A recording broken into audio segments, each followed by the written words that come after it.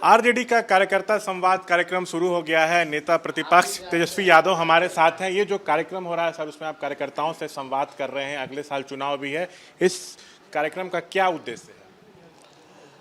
देखिए, एक अनोखा कार्यक्रम है जहां हम लोगों ने इसका नाम दिया है कार्यकर्ता दर्शन सा संवाद। कोशिश है हम कि पंचायत से ब्लॉक जिला लेवल के जो अपने वर्कर हैं उनसे डायरेक्ट हम जान पहचान करें, उनसे हम डायरेक्ट मिलें जुलें, अपनी नहीं उनकी सुने और जो उनका सलाह होगा, क्योंकि कार्यकर्ता जो होते हैं वो पार्टी के बैकबोन होते हैं, रीढ़ की हड्डी होते हैं। हर लेवल पे वही लड़ते हैं, जनता के बीच रहते हैं, तो उनसे संवाद ज़रूरी थी और राय लिया जाएगा भाई और कैसे मजबूत किया जाए संगठन को और इसका विस्तार कैसे किया जाए। आपके कार्यकर्ताओं से हमने बातचीत की, वो बेहद उत्साहित हैं। कह रहे हैं कि हमारे नेता हमारे बीच हैं, हमारी समस्याओं को सुन रहे हैं, तो इससे चुनाव में बेहद लाभ होगा। नहीं, एकदम आप जब कार्यकर्ता और जनता के बीच रहिएगा तो नतीजा आपके पक्ष में होना है। इसलिए बेहद ज़रूरी है कि भाई आप अपने कार्यकर्ताओं की सुने, आप अपने कार्यकर्ताओं के बीच रहें और रेगुलर जो है उनसे संवाद जो है आप करते रहें।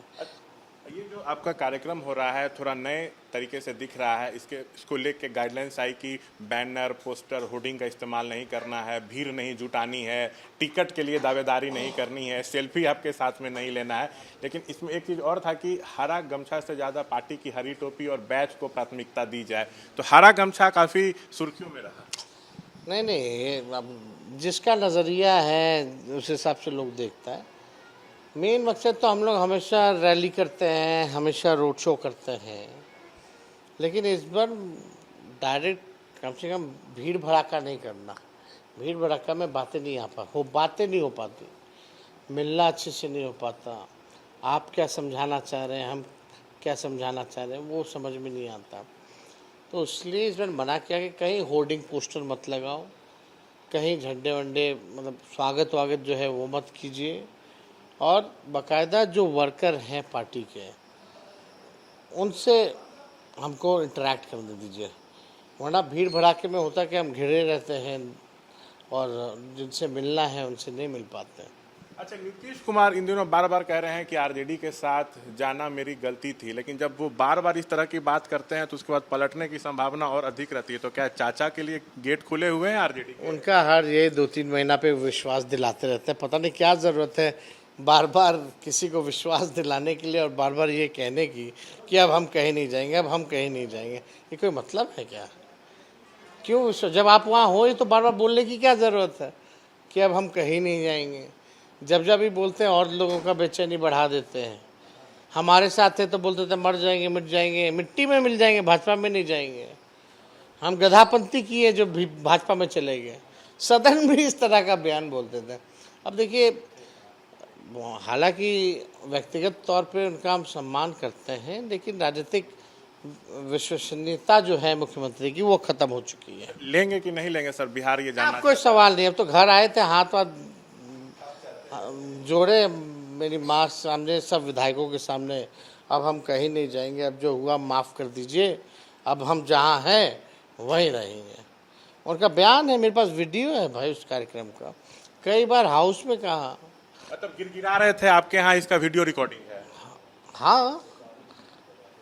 अच्छा सर, कहा जाता है कि सुशासन का राज है, नीतीश के पास गृह विभाग है, लेकिन एक के बाद एक आपराधिक घटनाएं हो रही हैं। पटना साहिब में ही 1 महीने के अंदर 2 बीजेपी नेताओं की हत्या हो गई। भागलपुर में एक बीजेपी नेता पर बम से हमला हो गया। तो ये क्या तथाकथित सुशासन घेरे में नहीं है, सवालों के घेरे में?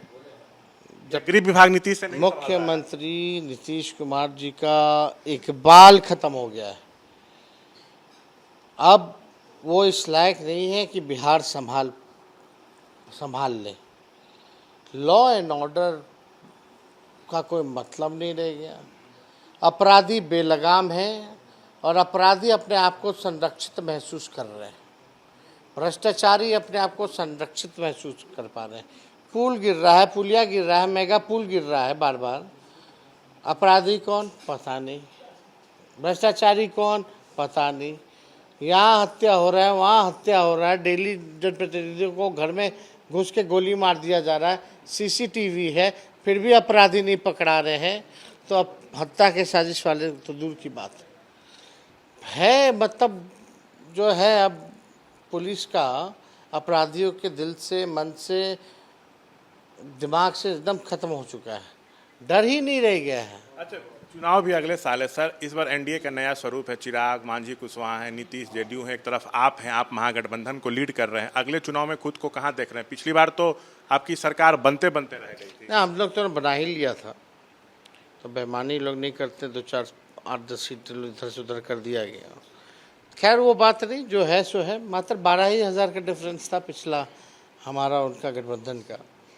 इस बार का चुनाव जो है, मुझे पूरा विश्वास है कि बिहार की जनता गरीब की सरकार बनाएगी और सही मायने में जनता की सरकार बनाएगी। आखिरी सवाल, जातीय गणना राष्ट्रीय स्तर पर हो, ये आपकी मांग है।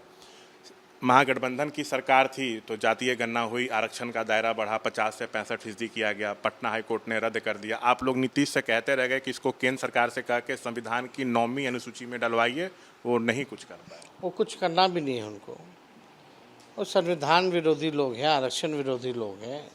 वो नहीं चाहते जो back bencher of the society है, मुख्यधारा में आए, उनको मान सम्मान मिले। ये नहीं चाहते वो लोग कि उनका अधिकार मिले। हम लोगों ने पहले ही कहा था कि भाई इसको डाल दो। देखिए कोर्ट में मामला आ ही गया।